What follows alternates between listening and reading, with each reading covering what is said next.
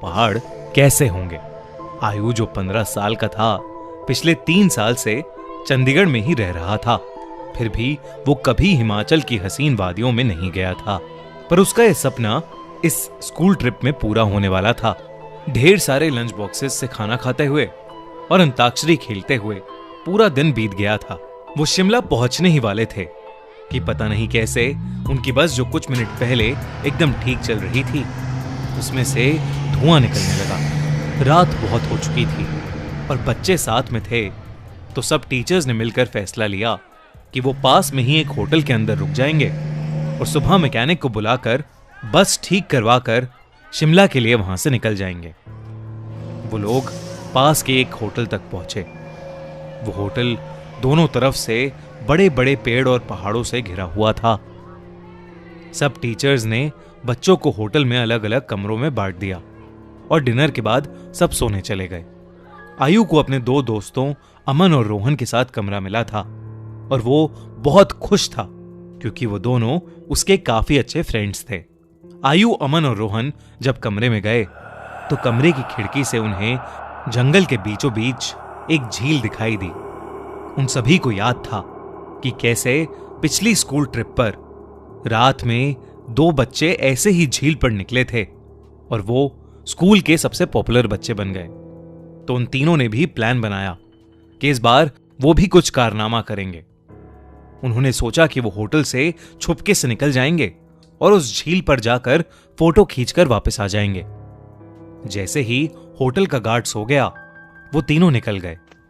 झील दिखने में तो होटल से ज्यादा दूर नहीं लग रही थी, पर वो तीनों करीब आधा 1 घंटा झील की तरफ चले जा रहे थे और जंगल का रास्ता था कि खत्म ही नहीं हो रहा था। ठंड बहुत ज्यादा बढ़ चुकी थी और उस सुनसान जंगल में उन तीनों की ठंड के मारे हालत खराब हो रही थी। उन्होंने अपना फोन चेक किया तो उसमें सिग्नल नहीं था। तब उन्हें लगा कि उन्हें झील का प्लान कैंसिल करके वापस होटल चले जाना चाहिए। अपने फोन की फ्लैशलाइट के सहारे वो वापस होटल का रास्ता ढूंढने लगे। रास्ता ढूंढते ढूंढते अमन और आयु, जो रोहन के थोड़ा आगे चल रहे थे, जब पीछे मुड़े तो उन्होंने देखा कि रोहन वहां था ही नहीं। तभी उन्हें अपने पास में से किसी के भागने की आवाज आई। वो बहुत घबरा गए, पर क्योंकि वो रोहन को अकेला नहीं छोड़ सकते थे, तो उन्होंने उस कदमों की आवाज का पीछा करते गए, जो कुछ मिनटों बाद बंद हो गई। रोहन उनको अभी तक नहीं दिखा था और अमन और आयु अब बहुत ज्यादा डरने लगे थे। लेकिन तभी उन्हें ऐसी आवाज आई कि मानो कोई जमीन खोद रहा था।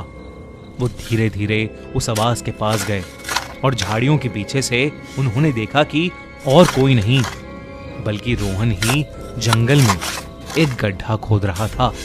उन्होंने डर के मारे रोहन को पुकारा। रोहन उनकी तरफ मुड़ा और उन्हें गुस्से से भरी आंखों से देखने लगा। उसकी आंखें एकदम काली पड़ चुकी थीं, जैसे किसी ने उसके अंदर से आंखें ही निकाल ली हों। अमन रोहन के पास गया और उसने रोहन के कंधे पर हाथ रख के उससे पूछा कि उसे क्या हुआ है। लेकिन रोहन के कंधे पर हाथ रखते ही रोहन अमन के ऊपर चिल्ला उठा और रोहन ने उसे एक बहुत तेज धक्का दिया। अमन काफी दूर जाकर गिरा। रोहन के अंदर कोई अजीब सी शक्ति आ चुकी थी। आयु भागा भागा अमन के पास गया। रोहन अब आयु की तरफ आगे बढ़ने लगा, पर जैसे ही वो आयु के पास आया, रोहन को अजीब से दौरे पड़ने लगे और वो बेहोश हो गया। आयु उसको होश में लाने की कोशिश करने लगा और जैसे ही रोहन होश में आया, उसने अमन की तरफ देखा और जोर जोर से चिल्लाते हुए कहने लगा, वो अमन के अंदर है। तभी आयु ने देखा तो अमन सर झुकाए नीचे बैठा था। उसने अचानक से अपना सर उठाया और उसकी आंखें भी नहीं रखा था। दोनों बहुत ही डरे हुए थे और उनकी आगे जाने की हिम्मत नहीं हो रही थी। पर अमन को बचाने के लिए आयु और रोहन उस खंडर में घुस गए। ऊपर के एक फ्लोर से उन्हें एक आवाज आ रही थी। वो उस आवाज के पास पहुंचे तो जो उन्होंने देखा उस पर उन्हें विश्वास ही नहीं हुआ। उन्होंने देखा कि अमन बेहोशी की हालत में हवा में लटका हुआ था और एक बूढ़ी औरत उससे बात कर रही थी। उस औरत का चेहरा बहुत भयानक था। उसकी आंखें एकदम काली थीं। खाल लटकी हुई और बिखरे हुए सफेद बाल उसे और डरावना बना रहे थे। वो दोनों उस औरत को देखते ही वहां से बाहर भागे।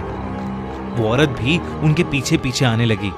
आयु और रोहन जल्दी से सीढ़ियों से नीचे उतरे और उस खंडर के घर के दरवाजे तक पहुंचे। उन्होंने जब मुड़कर एक बार पीछे देखा तो वो बूढ़ी औरत किसी कीड़े की तरह रेंगती हुई सीढ़ियों से उतर रही थी और उनके पास ही आ रही थी। वो किसी तरह वहां से निकलकर जंगल की ओर भागे और भागते चले गए। भागते भागते उन्हें पता नहीं चला कि कब वो उस झील के पास आ गए थे, जिस झील की तलाश में वो होटल के बाहर निकले थे। रोहन और आयु दोनों भागते भागते उस झील के अंदर गिर पड़े और डूबने लगे। उन्हें ऐसा लग रहा था कि जैसे कोई उन्हें अंदर खींच रहा हो। आयु किसी तरह झील से बाहर आ गया, पर उसकी आंखों के सामने रोहन झील में डूब गया और वो कुछ भी नहीं कर सका। आयु ये सब देखकर इतना घबरा गया कि उसे चक्कर आने लगे और वो वहीं बेहोश होकर गिर पड़ा। आयु की जब सुबह आंख खुली तो वो उसी होटल के कमरे में था। वो भागकर बाहर गया तो बाहर पुलिस की बहुत सी टीम्स थीं और जमीन पर सफेद चद्दर में लिपटी हुई रोहन और अमन की लाश पड़ी थी। पुलिस ने तो इसे मर्डर घोषित कर दिया था, पर आसपास के रहने वालों ने बताया कि कई साल पहले उस जंगल में एक बूढ़ी औरत रहती थी। वहां उसका एक घर था। सभी से अलग वो औरत चैन से रहती थी।